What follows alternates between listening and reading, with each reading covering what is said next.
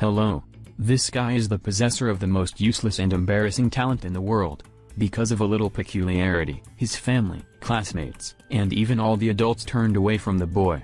But how strongly they changed their opinion when Patrick turned out to be the only hope for the entire country. Once, somewhere in Great Britain, a very unusual child was born to an ordinary family couple, Patrick Smash. He begins to amaze those around him literally from the first second of his life. But if it had been just a single embarrassing incident. No, the child turns his parents' life into a real nightmare. At night, they wake up not because of his crying, but due to the deafening salvos of his intestines. This is not to mention the odor that permeates their home instead of the smell of fresh bacon and warm milk. Getting used to such a thing is impossible, so Patrick's father decides to follow in the footsteps of great inventors and comes up with devices that could relieve his family's suffering. However, not all of his ideas are compatible with real life. Tired of unsuccessful attempts to bring peace and fresh air back into his own home, Mr. Smash leaves the family amid his wife's thunderous crying. After that, the mother starts ignoring her own son, and the sister puts all the blame on him. Patrick feels invisible until finally, the long-awaited day arrives, his first trip to school, where he hopes to find friends. But, of course, at school, everything again does not go according to plan, since Patrick has never learned to restrain himself. The children immediately start picking on the poor guy, but one boy in the class doesn't care about Patrick's peculiarity at all. It's Alan, who immediately starts playing with him and accepts him as he is. All because Alan has his own peculiarity, he has been completely unable to smell since birth. The guys spend all their free time together, and this greatly supports Patrick. But still, for the other classmates, he remains the main outcast. Especially aggressively, Patrick is bullied by the bully Damon, who uses any opportunity to get at him. In one such case, the aggressor snatches the boy's lunchbox and is very surprised at its contents. Due to his unusual diet, Damon starts humiliating Patrick even more. Alan tries to stand up for him, but does poorly. He hardly has time to blink before he gets punched in the nose. After the incident, Patrick asks why his friend expresses himself so strangely, always talking about light years, celestial bodies, and gravitational fields.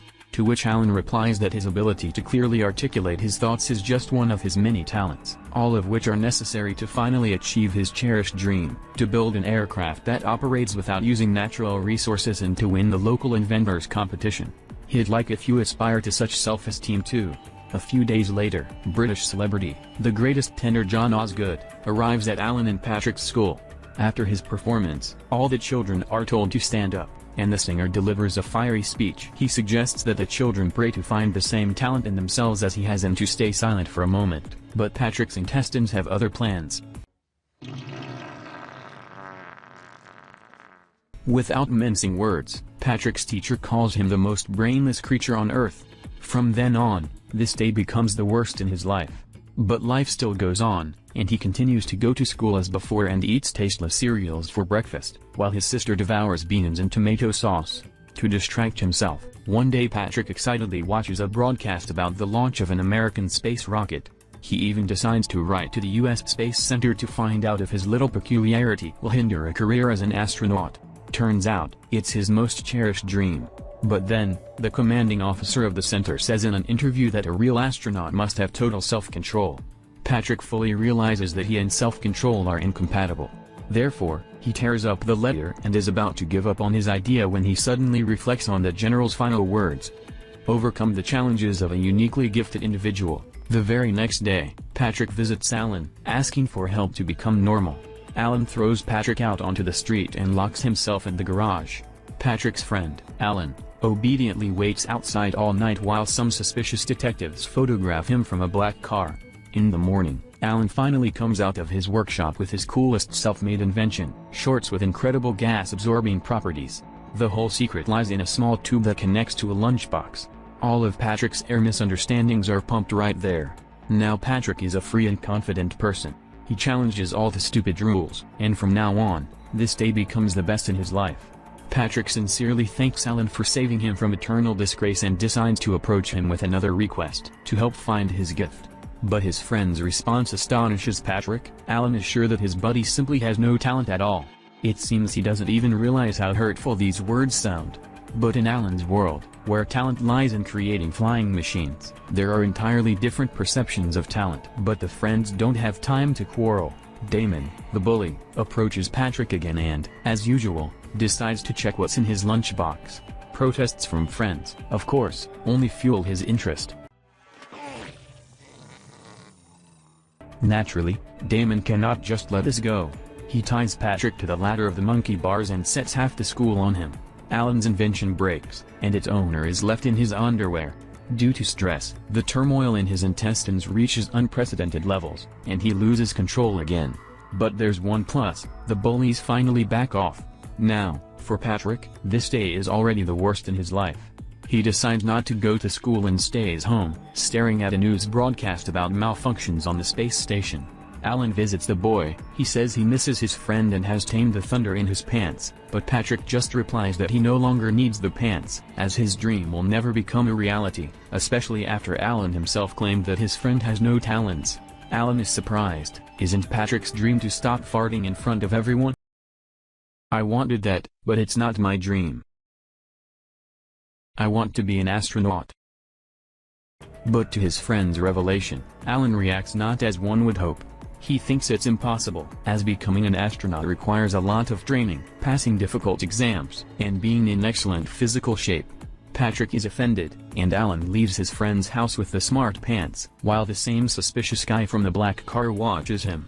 A couple of days later, Patrick and his mother go to the doctor, where they receive shocking news. The boy has 2 stomachs.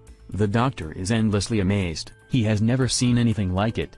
According to him, Patrick is a medical phenomenon with an absolutely useless but unique gift. The boy perks up. Did someone say gift? From now on, this day is the best in his life. Inspired, Patrick goes to John's music seminary, where he struggles to hit a particularly tricky high note. In another trial, he doesn't yet know that a note can be taken not only with a voice. Osgood tries to catch up with the boy, but Patrick runs away. Later, Alan informs him of some good news. He indeed has a gift. His unusual stomach structure, which will help his friend's device finally fly. The day of the competition arrives. The prize for the winner is to be presented by none other than the famed John Osgood, and the participants prepare to showcase their brilliant inventions. Their task is to fly their machine at least 30 meters, but none manage to do so. This leads everyone to doubt the 2 young contestants who perform last, a big mistake. From then on, for Patrick, it's the best day of his life, but the euphoria ends quickly. He sees Alan voluntarily getting into a suspicious black car and leaving the celebration without explaining anything. Patrick immediately goes to his friend's house to find out what's going on, but Alan is no longer there. His father only says that his son has left for another country and will not return. Patrick can't believe his friend would abandon him like this.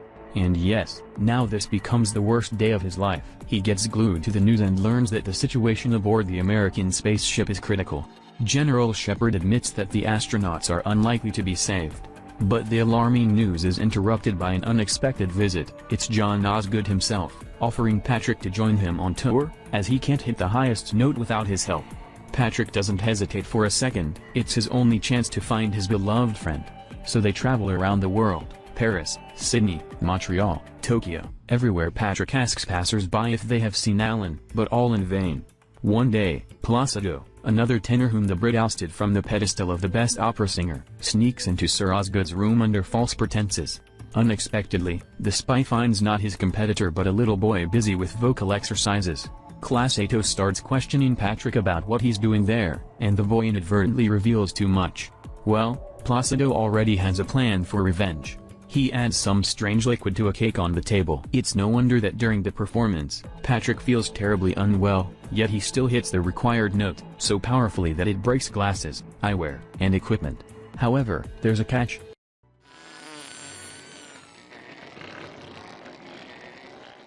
Naturally, the characteristic sound shocked the entire Hall of Fine Arts lovers. And then comes the moment of truth. Placido stands up from his seat and loudly proclaims that they have been watching a fraud. By a strange twist of fate, just at this moment, what Patrick earlier damaged with his deafening tirade collapses. Patrick is immediately detained, and news broadcasts trumpet him as a criminal mastermind, plotting to destroy the world's best opera voice. In one broadcast, Patrick addresses Alan, saying he just wanted to find his friend. The message reaches its recipient, But at that moment, he is surrounded by the same suspicious people in black glasses. A couple of days pass, and Patrick finds himself in court. John Osgood serves as a witness for the prosecution, his years weighing heavily on the child, accusing him of closing all doors for the tenor and even killing his best friend. Damon claims that everyone in school is afraid of Patrick, and that he constantly attacks other kids without reason. The teacher swears that she has long noticed real evil in Patrick's eyes. Everything speaks against the boy, and no defense testimony can save him from the most terrible thing, a ruthless execution. However, everything changes in just a few moments. And then it happens. It's the same guy in black glasses. It turns out he's not some villain, but Officer Johnson from some special forces of the USA. He tells the commanding officer of the firing squad that he wishes to transfer the prisoner Patrick Smash under the jurisdiction of the USA. He asks the boy to come with them and promises that his unique talents will find their application on American soil. Of course, Patrick agrees without hesitation. Accompanied by secret agents, the recent criminal boards the plane. There, he is treated like royalty and even gets a separate room with personal photographs. However, this does not please Patrick at all. He still misses his friend. A couple of hours later, Patrick is called to a meeting. He has no idea that the main guest there is Alan. Instead of rejoicing at the long-awaited reunion, Patrick chokes on resentment. How could his best friend abandon him? Alan hastily explains everything. It turns out that the men in black took him from the competition because they noticed his talent. All this time, he was working on saving astronauts on a broken station but had now reached an impasse. Straight from the airport, the friends head to the Space Flight Center. There, Patrick is awaited by General Shepard, whom he had watched on TV not long ago. He informs them that they have only one day to send a rescue rocket into space, and all hope is on Patrick. He is to become a real astronaut. Once inside the scientific center, Patrick can't believe his eyes. He learns that all of the developments there are handled by children because adults are good for nothing. They simply search the world for gifted youngsters and recruit them. But now the children face a serious problem. They have designed a new internal combustion engine based on the prototype of the Wonder Boy's double stomach, but the engine does not work as it should. It's much simpler just to put Patrick inside the rocket and use his gases as fuel. You'll launch the tangent rocket and the thunder in your pants inside. Patrick undergoes a quick briefing, and soon the launch hour arrives. Everyone greets the boy as a savior and hero, and even the president of the USA shakes his hand. But just before takeoff, a scientist approaches General Shepard and says he's found discrepancies in the spacecraft's scheme. There's a high probability that the rocket will explode less than a minute after takeoff. The survival chance is only 21%. The general immediately tells Alan about the problem, and together they call Patrick on loudspeaker. The friend says it's up to him, and he can refuse. But if he agrees, he will become a true hero. In response, Patrick delivers a fiery speech, attentively listened to not only by the scientists at the Space Center but also by all his relatives, classmates, and teachers. Patrick confesses that no one has ever believed in him. He never managed to please anyone, not his mother, not his peers, not his teachers. So he will never refuse the opportunity to meet the expectations of an entire country. The countdown ends, everyone holds their breath in anticipation. Patrick revs up with all his might.